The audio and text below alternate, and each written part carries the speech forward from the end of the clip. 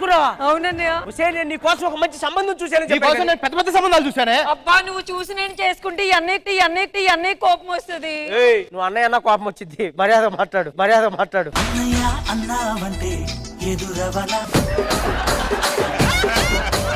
ఆరు నెలలు చెల్లిని నీ దగ్గర పెట్టుకో, 6 నెలలు బావని నీ దగ్గర పెట్టుకో, 6 నెలలు అయిన తర్వాత మళ్ళీ చెల్లిని నీ దగ్గర పెట్టుకో, బావని నీ దగ్గర పెట్టుకో. అరే మీ ముగ్గురు కలిసి ఒక దగ్గర పెట్టరా మా ఇద్దరిని. సత్య నీకు కేసులో కొంపదీసి ఎవరు నోటీస్ పంపించారా? లేదు ఎందుకు అలా అడుగుతున్నావు? ఇంత అందాన్ని మత్తెక్కిస్తుంటే నోటీస్ ఎందుకు ఇవ్వరా నీకు? నువ్వు స్టేజ్ అయితే దిగురా, నీకు ఇవ్వాల్సిన నోటీసులు నేను ఇస్తా. సత్య మరి మామూలుకి ఏమన్నా ఇవ్వచ్చు కదా?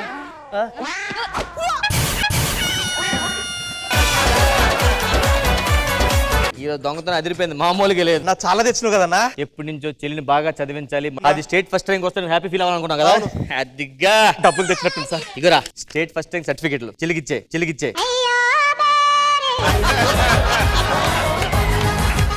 ఇంకేమైనా పర్సలు అంటే ఏమైనా దొంగతనం చేసావా? ఒక హ్యాండ్ బ్యాగ్ కొడేసాను రా. హ్యాండ్ బ్యాగ్ అమ్మయ్యా, దీంట్లో ఉన్న డబ్బులు ఒక్క నిమిషం ఆగు. ఏంటి ఏదో లెటర్ ఉంది. ఈ హ్యాండ్ బ్యాగ్ దొరికితే దయచేసి ఇందులో డబ్బులు పెట్టి ఈ ఫోన్ పే గూగుల్ పే చేయండి. చాలా కష్టమైన పొజిషన్ లో ఉన్నాను. అయ్యో పాపం కొడదామా అన్న? చెప్పుతో కొడుతుంది కదా. ఎవరక్కడ? ఇదిగోండి. ఏంట్రా? అది కదా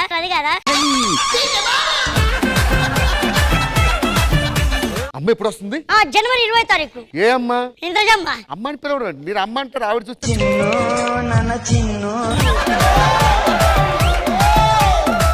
లోపలికి వచ్చి పనుంది, వెళ్ళి వస్తా.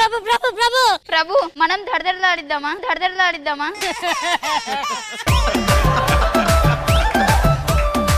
చూస్తా ఇంక నేను చెప్పేస్తా. చూస్తా మా నాన్నకి రోజు మా ఇంటికి వచ్చి మా ఫ్రెండ్స్ పేర్లు గుర్తుండో చూస్తా. మ్యాథ్స్ లో 100 వచ్చిన అబ్బాయి, సైన్స్ టీచర్ కొడుకు, ఇట్లనే గుర్తుపెట్టుకుంటాడు. నన్ను మా నాన్న హగ్గు కాదు కదా ఇప్పటి వరకు భుజం మీద చేసి మాట్లాడింది లేదు చూస్తా.